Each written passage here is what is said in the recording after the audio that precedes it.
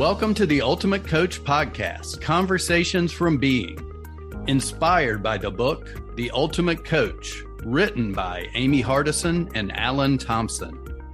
Join us each week with the intention of expanding your state of being, and your experience will be remarkable. Remember, this is a podcast about being.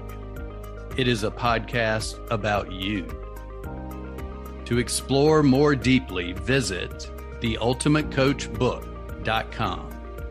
Now, enjoy today's conversation from Being. Welcome back to another episode of the Ultimate Coach Podcast. My name is Philippe Bartu, and joining us today, we have a man who I consider to be deeply spiritual and also deeply practical, and who's just got a wild sense of humor and such a fun energy. I am so excited to welcome Rephoel Wolf to our podcast today. Rephoel, welcome. How wonderful to have you with us. Thank you. Thank you so much, Philip. I love that. What a great introduction. I love being that. It's true. I'm not owning anything that's not true right now. So I am 100% on board with that. That's amazing. You know, we've spoken a few times, and I have to say every conversation, everything that you've shared, I've just felt so much wisdom and so much connection with you. So I'm really excited about what we're going to create today. And, you know, these conversations, we really don't know where we're going to go. And what I love about that is we get to create that together right now in this moment. So, Rephoel, what is it you would like to open up with as a way to introduce yourself? Oh, I love that. You know, if I had written out my autobiography, I could just read right out of there for you. But like you said, we've had several interactions together. I don't even know if we ever had an intention of where they were going. We've had a lot of great conversations. So let's go wherever your spirit takes us. I want to welcome your nudges here to create this empowering and impactful podcast, this talk we're going to have, which is really going to shift a lot of people just from who we're showing up to be. So let's just start with an introduction for those that are listening to your voice for the first time. Who is Rephoel Wolf? I am deeply committed to creativity, to fun, to practical living. I love taking what I've learned and the things that I've worked through that seem so complicated and concepts that seem so beyond my reach, and really learning how simple life is, how simple growth is, how slowing down and being present to what resonates with us is where the magic is. So I'm someone that's passionate about that. I'm passionate about speaking about that, helping people have that insight, helping people have that permission. I've noticed my journey has all been about giving myself the permission to trust myself, trust my intuition. And I'm someone besides who is deeply committed to my children, with that love that flows out of me, and being so grateful for life. If someone wants to know what's one thing I would share with them, it would be exactly that. It would be about how much wisdom and intuition we each have, and that's all we ever need in our life, and how you can trust that. And it's only our self-doubt, our self-negative talk, which gets in our way, which is the only thing we're always ever battling with. Any question we have about what should I do, what's the right thing to do, or even if you were to ask me, what should we talk about? I can only get overwhelmed by that question if I think that there's some specific thing we need to talk about. Mm-hmm. If I think that there's some way to have this be the most powerful conversation. And I don't know what that is. And when I let go of all of that, I realized that it is through being present right here. Yeah. So, you know, we've all had these moments in our lives that we can really remember and recall so vividly. Typically, it's that one thing that happened or that one instant where you saw the world one way, something happened, and you completely changed in how you saw the world. Like, does that resonate with you? Oh, it did. That definitely lights me on fire. And one thing that I'll be honest that I don't like about that question is that it makes it seem like we all have to have that sparking moment. And if somebody feels that they don't have it, like they're missing. I once heard a great coach say, you listen to a lot of great other people and they all had like either severe addictions or crazy life-changing situations. Do we all need that in order to be great? Mm.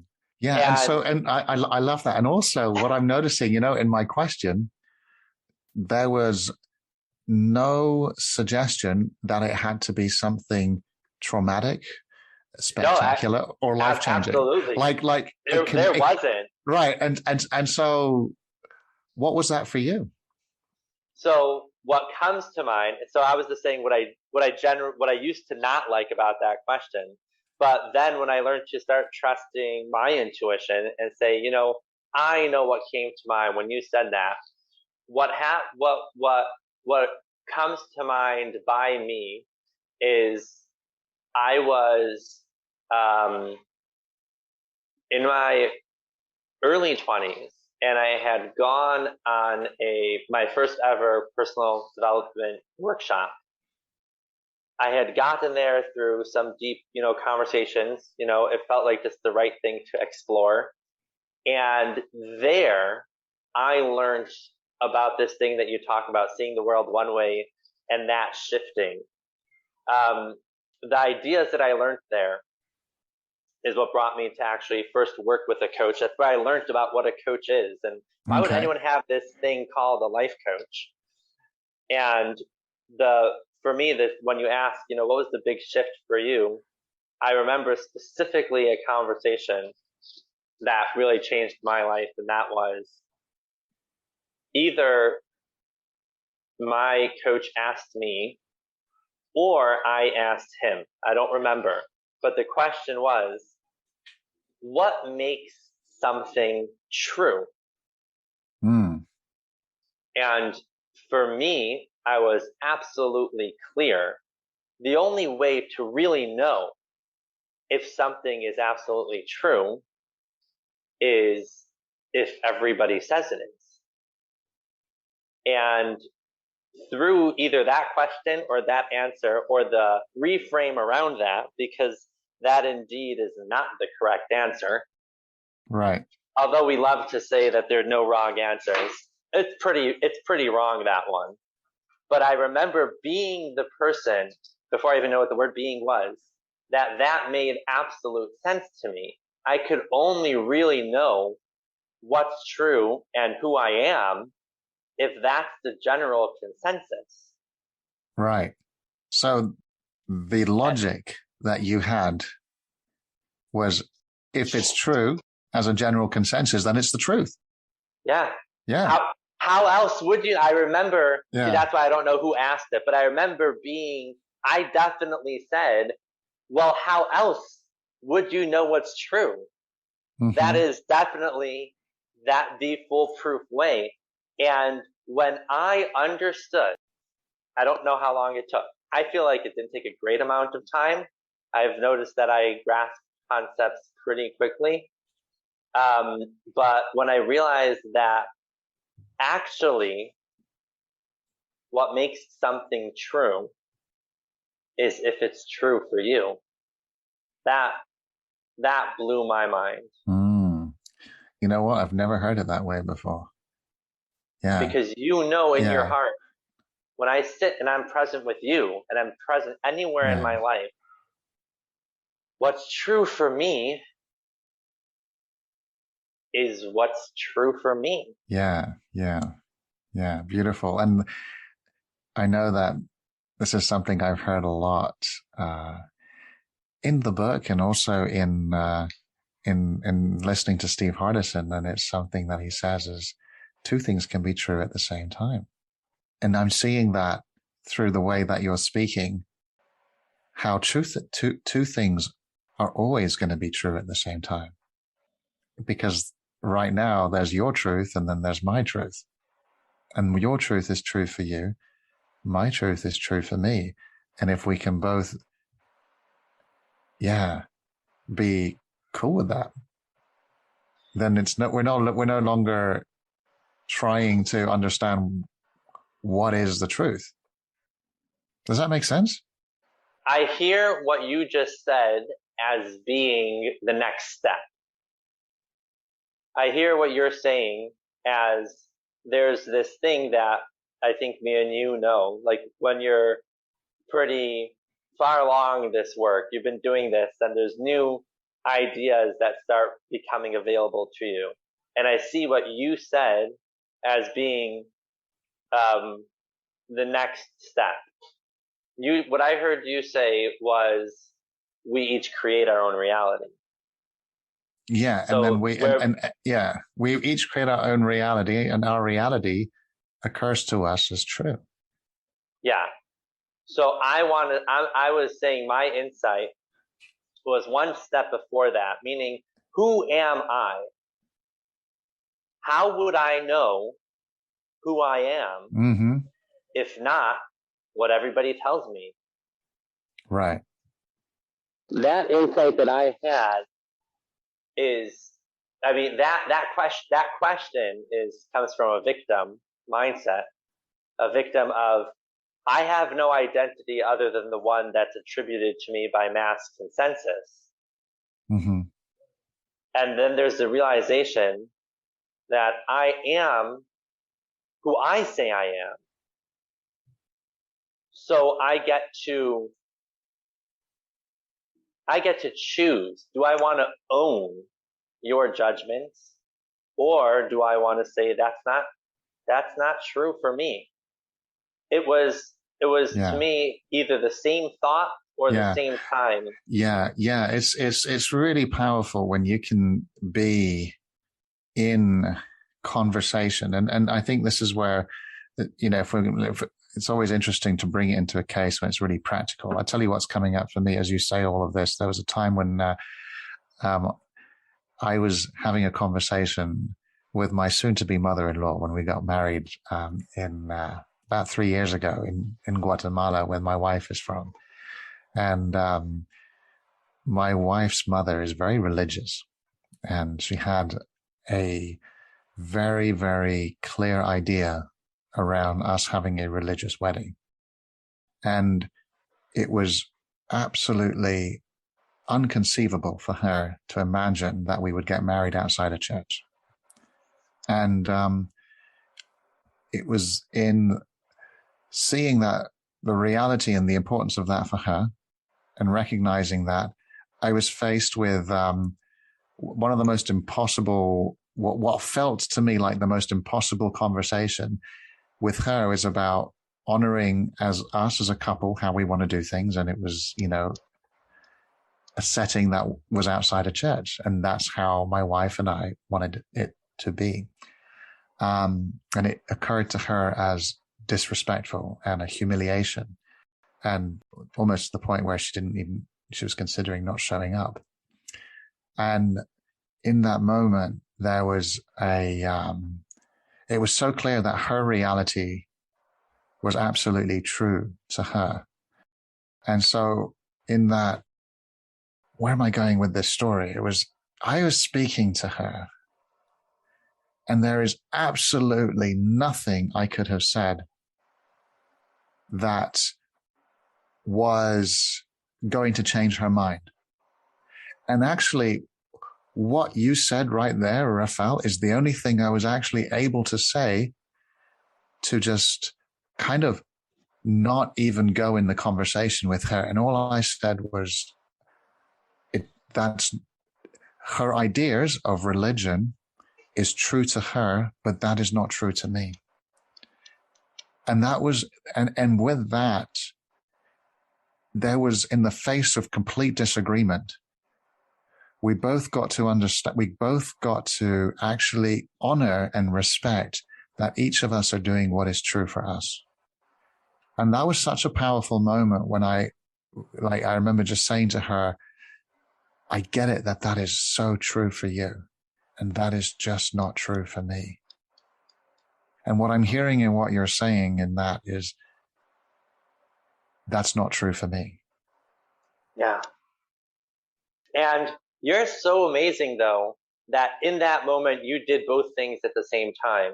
You were able to recognize your truth and honor her truth as well. Yeah. That's double. That's like double extra credit. You hope we went on vacation after that.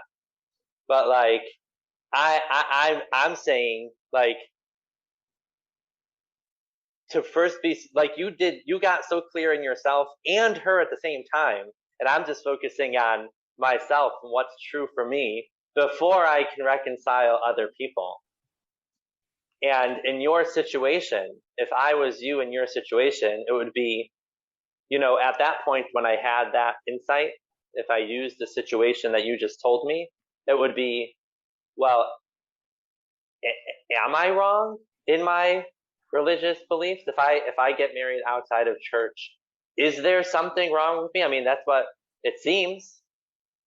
And then I tune into, no, I know what's true for me. And that's what's true for me. And that's okay. I get to be with that. And for me, it's a whole nother step. And still not judge the other person for judging me. Yeah, that's a tricky one. Yeah. Right? I want to just be here. Yeah. My idea of religion is not based on everybody else's guidelines. Yeah. Then when I become a master monk like yourself, I could say, and I still love everyone else for their truth as well. That took me years. Did you just call me a master monk? I did. It's what came up for me. Oh, I really don't know about that. Some days I feel like a master monk, and but it's a possibility. The possibility, yeah. And you know what? Some days, like, I feel like a hot mess. So. Well, that's important because at least you're still human.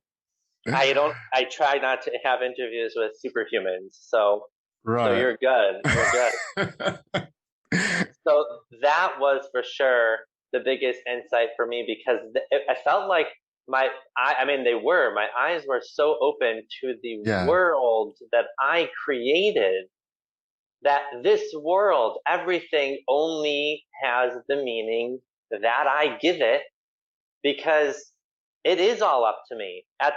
Until that point, I had no idea. Reality was reality, and the stories that everyone decides are the truth. Yeah. Yeah.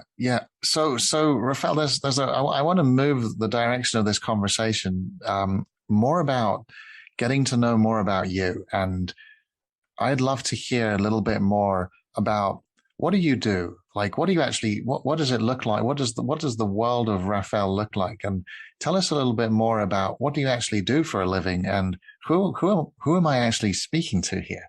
Oh. I do living. I love saying that. I've gotten many what are they called? Like private messages from those people who want you to invest with the crypto. So the way they do it is say, well, so what do you do? And I say, well, I live. And they say, well, how do you support yourself with that? Don't you want to have safe, free investments? I'm like, no, I don't.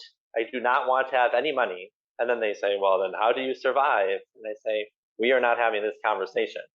But so what do I do? So I am a coach and a baker. Those are not two things together. People have told me that's an interesting conversation. These are two ways that I live and that I express myself. I started off only coaching, and I've been baking my whole life, and I've always been really creative with that. And when through my divorce and when I needed more income. And for anybody who's gone through divorce, everybody knows you lose all your money. Just heads up in case anybody wants to know. You lose all your money. And that's awesome. It gave me, so you lose your reputation also, depending on how dirty it gets. I was indeed privy to both. So it was such a creative outlet for me, and I used my coaching skills to build a home-based business and build my reputation back with that, kind of by moving forward. So that's what I do for a living. Whoa. So I want to just slow that down. There's, is it okay if we just unpack a bit of that? Cause I'm really curious about how you did that. So here's what I heard. You lost everything, your reputation, pretty much all your money, your life partner. And, what came first, the baking or the coaching, or like what actually happened? The coaching was, I've been coaching for years and years, even, while I was married. I've been baking as a hobby since I was a kid. While I was married, at that time, my wife had expressed an interest in creating a business. And because I am the creator, I said, I'll get that going for you. And that's what I did. I just started saying, okay, I started, posting on social media and spreading the word that now I have this business. And while married, officially, I told my wife, I'm like, this is going to be your business and I'll help you with this and I'll support you with this. But we were doing it together. I was doing even the majority of it. So once that happened and then I went out on my own, I just started again. I just started a business again, the same way I did the first time. And it was a creative outlet for me. It still is. I love the creativity of it. And I stick with that. If I only do things that are fun and creative, that's my commitment. So I don't do things for people. So what was the bakery business? It was, what was that like? How were you, was it a brick and mortar place or? No. So it was a catering. It was out of home by custom order. Okay. So that's what I still do. I do it out of my home. I have a website at this point, and it used to be mainly based off of Instagram where I got orders from. Now, I have the website for people who are not on social media. Well, what's the website for people that are listening? Oh, my website is called fullyfrostedchicago.com. Okay. And is it only for Chicago? I do not ship. So if you do not want to torture yourself, don't just go looking there and being all sad about you can't have any. Like, I'm sorry. Yeah. And so who's Rephoel being when he is baking? The same me that I'm being in my conversations. The same me that's showing up to you right now. I don't ever have to switch hats. That's so cool. Yeah. And the only thing that maybe shifted a couple of years ago, maybe at this point, is that I used to be afraid of telling people all the different things I do because I was afraid of the judgments of, well, you can't do this and also do that. What kind of coach bakes? Yeah.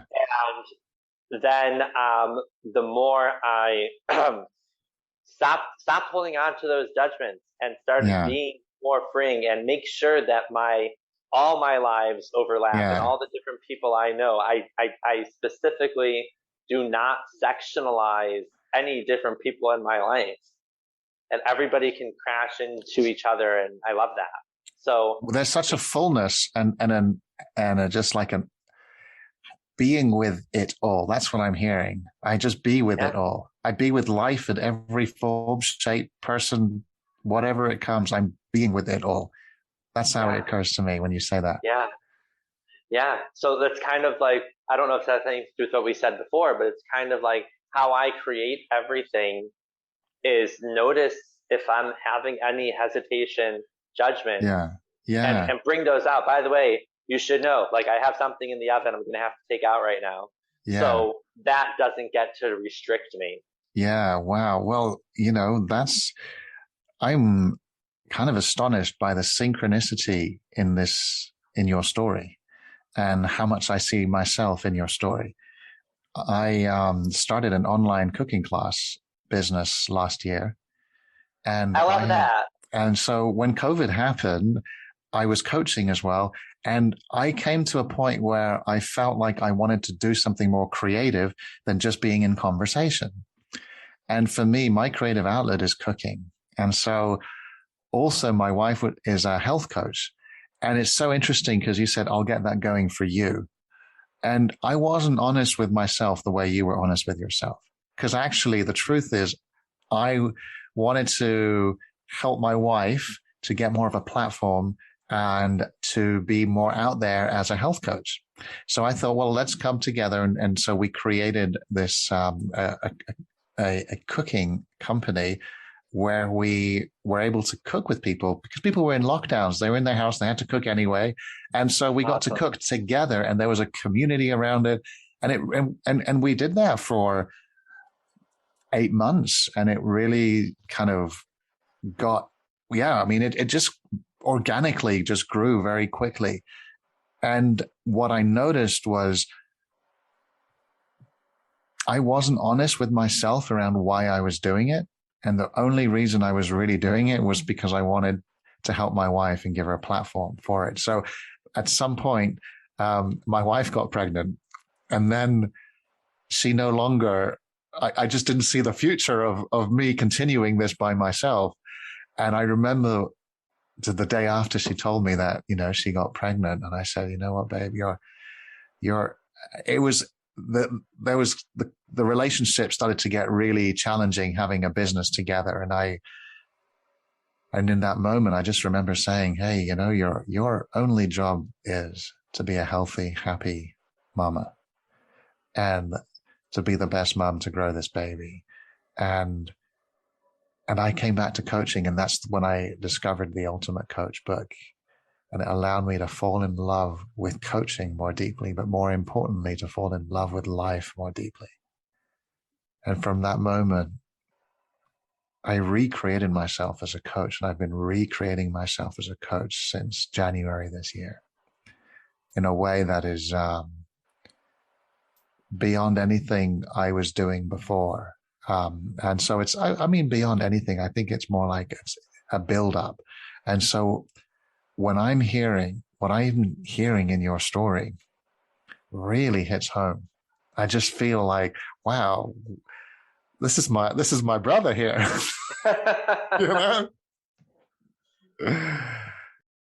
So what did you, I'm not sure if I missed a piece. Where was the not being honest of yourself? Oh, what was the before and after? Yeah. So the reason why I actually created the business, the motivation was that it was something I wanted to do that was fun, but it was also to give my wife a platform for her health coaching business so that her business could take off. Mm-hmm. And I was out of integrity, or I was inauthentic about that with myself and with her. And because the truth is, the lie I was telling myself is I'm doing it because it's a passion project for me. Oh, I see. So I enrolled her from the place of, hey, this is something I want to do. And I think it would be awesome if we did it together. Do you want to join me? Rather than, hey, I have an idea and I think this is really going to help your business. Do you want to try it out? And I'm willing to partner up with you for that. Like that would have been the honest conversation I didn't have with her. Yeah, I see. So because I was inauthentic in the way I created it and dishonest with myself, that showed up throughout the whole creation and throughout, like it was founded. It was a business founded on inauthenticity. I see. That's interesting. And I was not able to see that. I was not able to see that. And so like, no wonder there were clashes and expectations and why is she not more invested? Like, it's like, well, no wonder. So also this, looking back and then the book was also a slap in the face around where am I out of integrity with my word? So, I mean, I use the word slap in the face like a wake up call. It was a gift, right? So that's really interesting for me to even speak out now into this conversation, because just by speaking it with you now, I'm able to see that so much more clearly. So thank you. Yeah, you're welcome. I'm thinking, I'm sitting with that. I'm seeing if something's coming up for me here. I'm just going to speak it out. Maybe it'll help me a little more. So yeah, you noticed that I did say that I told my wife, I said, I'll create that business for you. And I did view it like that, and I supported her with that. And there was a lot of my coaching mentality, which was helpful, which she didn't really appreciate. I wasn't like preaching, but I was saying like, hey, like if someone had a business, this is what they would like own that. They would like tell people about it. So like I encouraged her. I was like, so when people ask you what you do, you should tell them. And eventually, some things were helpful. And I remember there were things that she would do that I didn't, I don't know what the right word is. Like I didn't like from a service perspective. Right.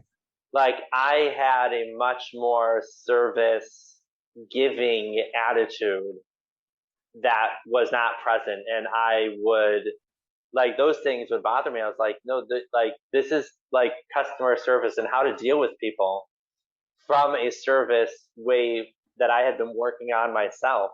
I noticed that, not like you say, not like interfering, but being a point of clash, which is why when it was time for me to start my own business, I was excited to put all that into practice and do it in the way that felt most authentic to me. So when I opened my business on my own, I did it from a place of, passion and creativity. And because it was a natural byproduct of the work that I was already doing, I get to serve people in another way. It's another way of serving people, another way of being excited and showing up. For me, like I mentioned a little bit before, but I'll say it again. Like I get to show up powerfully for people in what I'm not going to do either, or how it's going to go, or, this is your option. This is how you pay. This is how it's going to work. This is something I'm not going to do. And this is something that I will do. It has helped me in my clarity and in my confidence as well. Mm-hmm. So I'm not sure if that was a byproduct of anything that you said, but that's what came up for me just now. Thank you for sharing that. I'm being present to that, and I'm also being present as I look at you and people because we've got our camera on right now, and so people can't see that behind you. I'm reading a thing called The Being Experience, and there's a date, and I wanted to know, what's that about? Oh, okay. We could take that fork in the road. Well, The Being Experience is the event that I created that's happening in Chicago this summer. And what that is I was sitting, I happened to be 2 times I was listening to people expressing the desire to be with me and for me to do an event in Chicago. And as cliche as this might sound, I said, I don't do events. And that did not resonate with me at all as a way for me to be with people. Like, if you want to be with me, we can definitely arrange that. But it didn't formulate in an event form. Mm-hmm. So I was sitting with it, and really my, you know what? I remember now, I had read something and I do not remember what it was. I'm not going to spend time trying to remember what that was. But something was triggered in me that I would love to share my passion for my experience with what I've shared with you today, being present, being practical with being, and having that be something that influences people. Beautiful. Well, Rephoel, it sounds like you had an inspired thought and you immediately created with that, and then you jumped into action and you've been creating. So how long has it been since you had that inspired thought? That has been, I remember it being in May. In May, so, okay. Unless it was the end of April. Okay, so I think it was the end of April. So yeah. So end of April. Today is the 29th of June. Yeah. What's your journey been like since the end of April to the 29th of June? If you were going to kind of give us a bit of an experience into how's that been for you? So what's interesting is I would say that specific journey from the end of April, to now, there hadn't been much of a shift in who I was being. Yeah. There was a lot of me continuously getting clear on my commitment. I've grown a lot in my idea of what commitment is and what I've learned about that. And the journey of what's occurring for me and what I'm in the middle of right now is the enrollment of people to the event journey. And until today, or yesterday, there has not been a lot of enrollment. Yeah. And I got to and get to keep on looking into that. Okay. So what does the word enrollment mean to you? I'm going to answer that, but I just want to finish answering the Go ahead. So the journey has been me being present to what's my commitment to the experience? What am I creating? Why did I have this idea? And what am I committed to? That not shifting regardless of how many people sign up. Me getting clear to, I want to share what being means to me, what being present means to me, what growth means to me. And that's not dependent on how many people show up. I'm creating commitment to an event which is going to be powerful. That's not dependent on anything. So what I'm hearing is you're committed to the outcome, no matter what the outcome is. Exactly. And I got to keep on remembering, if I'm feeling anything around here, what's my commitment? Why am I doing this? Yeah. And that allowed me to not only stay in integrity, but keep reminding myself, what does integrity mean to me? Integrity means I'm creating this. Yeah. I'm not attached to an outcome. And tell me more about the event. Like, is it a paid event? Is it? So this is an event that does require a commitment from the attendees, because I want their commitment. People showing up where we will be stepping into the unknown, but it's a powerful experience of being present with whatever growth means to you, whatever being means to you. I personally am inspired by people who have read the Ultimate Coach book, and have had a shift, I want to be with them. Yeah. I want them to share what that is to them. And what's keep going. And how that's shifted them. So it's about, this is how being practically showed up for me. Yeah. And this is how it showed up for me. What possibilities do you see for people that will participate fully in the being experience? It's gonna, the possibility is leaving a different person, that in a good way, meaning being right, becoming so in tune with yourself, like you're feeling me here when you're in a room with people who are so fully embodying what it means to them. Yeah. That shifts you. It's going to shift me. I'm excited. This might be a selfish event, but I'm going to be getting a ton from it also. I love that. Yeah. And what would be a dream come true outcome for you personally? A dream come true is for whoever comes to the event to be so affected and grateful that they came. Like that would mean a lot to me, to know that they got that.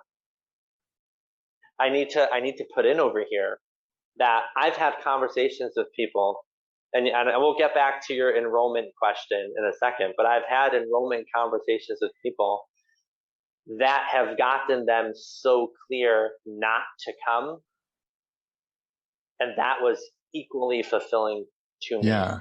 Well, what is it not about? Like, who is it not for? It's not for someone looking to learn a technique. Okay. It's not for someone who's looking for the work to be done to them. Yes. It's not for someone expecting anything.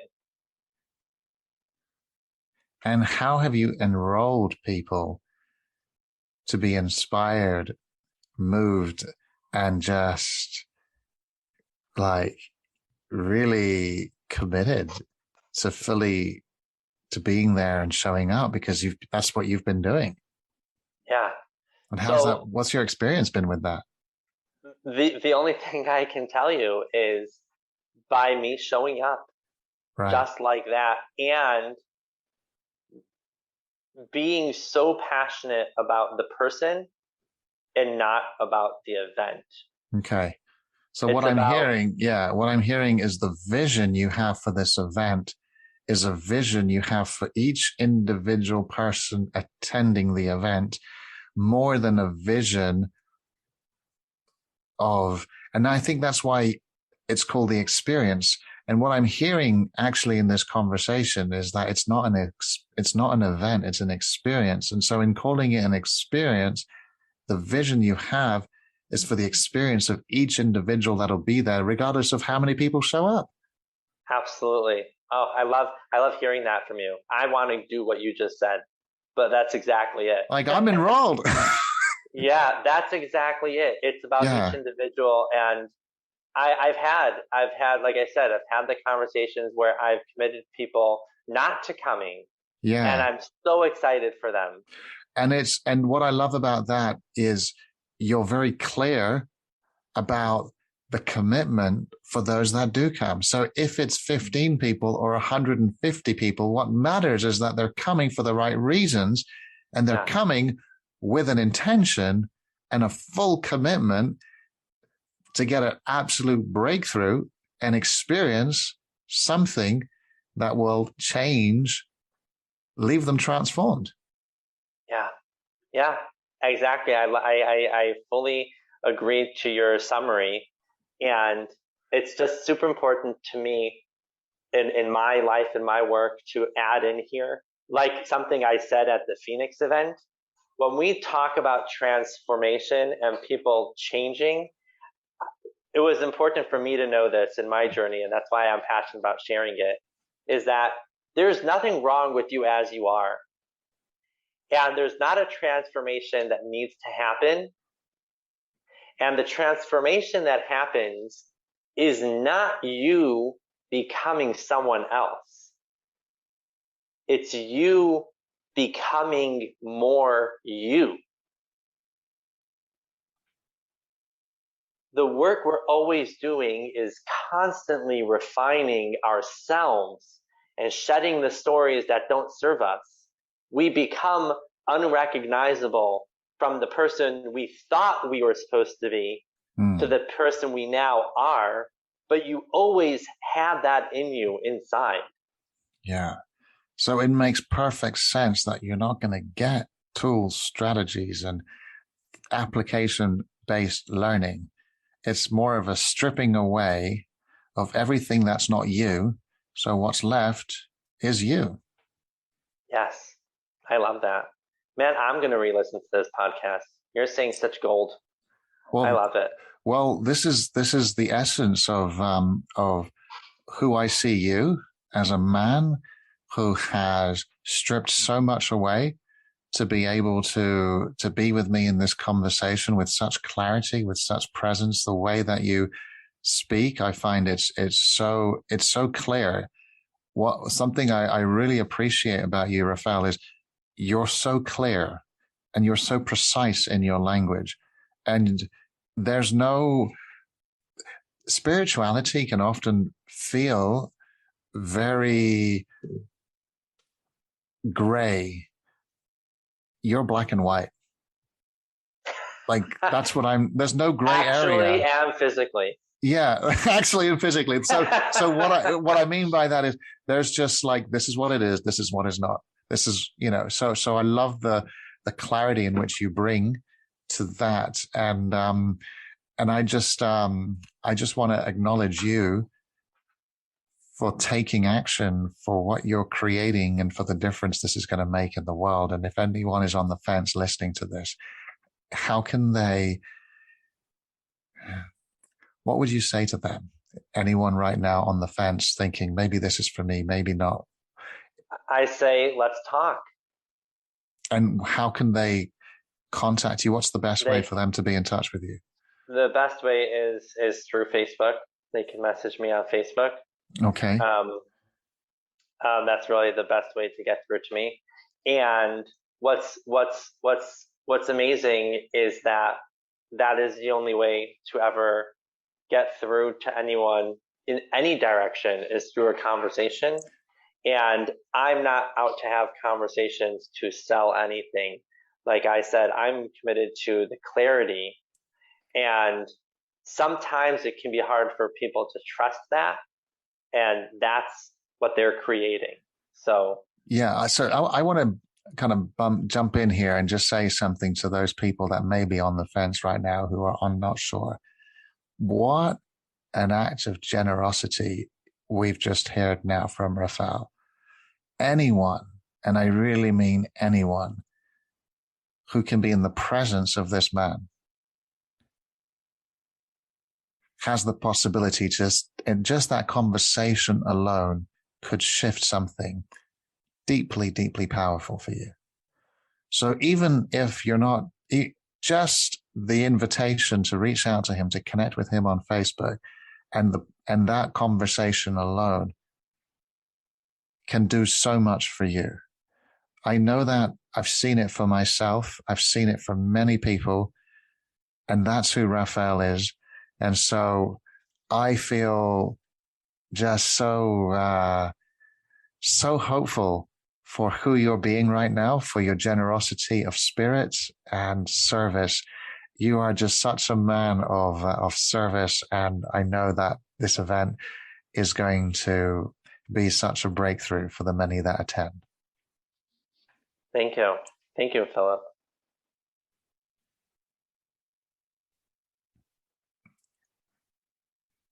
And is there any way that you're looking for support?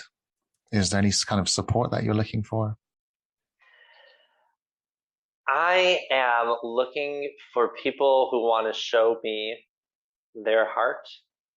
If anybody has anything they'd like to share with me, anyone's got any feedback, anyone's got any thoughts, I am open and willing to listen.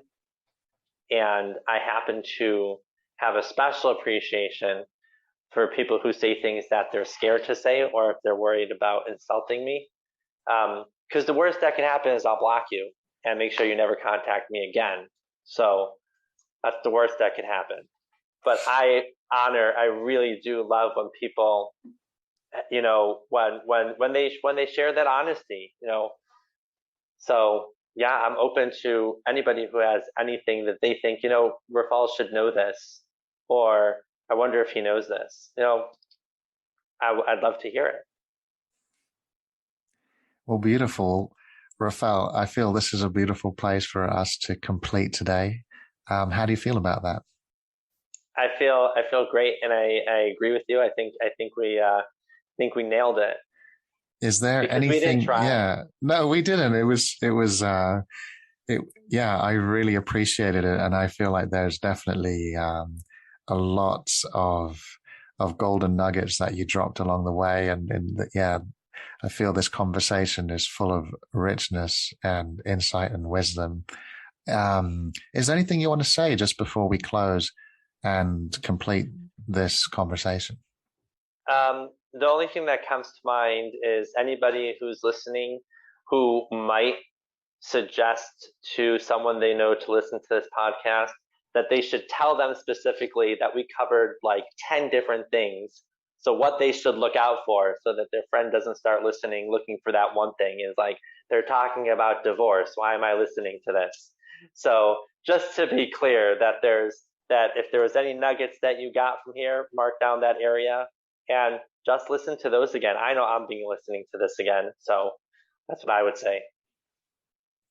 Well, thank you for all of you who are listening and who have been with us and who are also the new listeners who may be just joining us today for the first time. Welcome to the Ultimate Coach podcast to you. It has been a pleasure, Rephoel, to share this episode with you. Thank you for showing up, showing us your heart, showing us who you are. And I am inspired and full of possibility I see for you and the people who will attend in Chicago. Thank you so much. Thank you. Thank you, Philip. Thanks for your being with us. Thank you for listening. If you know someone who would benefit from today's conversation, please share this podcast with them. Also, we invite you to visit theultimatecoachbook.com so you can continue your personal exploration of being. There you will find links to join our wonderful community, get your own copy of the Ultimate Coach book, and more. Simply go now to www.theultimatecoachbook.com. That's www.theultimatecoachbook.com. The link is also available in the show notes. We appreciate your support. Be blessed. Be you.